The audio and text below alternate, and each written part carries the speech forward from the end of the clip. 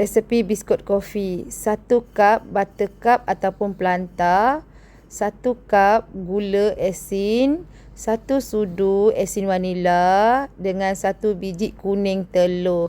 Kita pukul dia sampai dia rata ya, tak payah pakai mesin, pakai tangan je. Kak Zai guna kopi ni, so kita bancuh dengan air panas, kita masukkan 2 sudu kopi.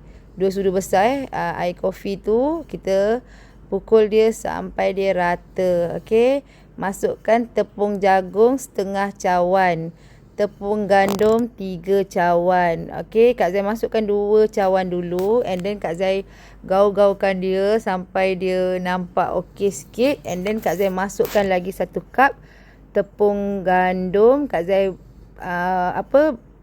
gaulkan dia dengan tangan lah. And then sampai dia tak lekat macam ni korang tengok dia dah tak lekat dah. Lepas tu dia dah boleh buat acuan cantik macam ni. Okay, so Kak Zai buat dough lah, senang lah. Dia dah tak lekat tu, kita buat dough dia. And then kita bakar dia dalam suhu.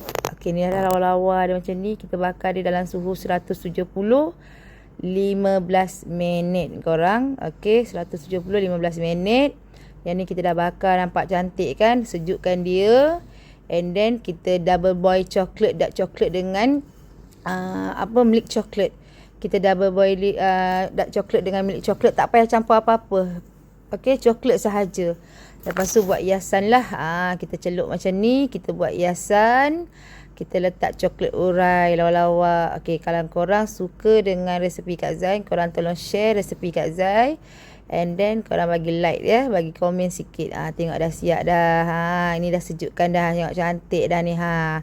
Kalau nak resepi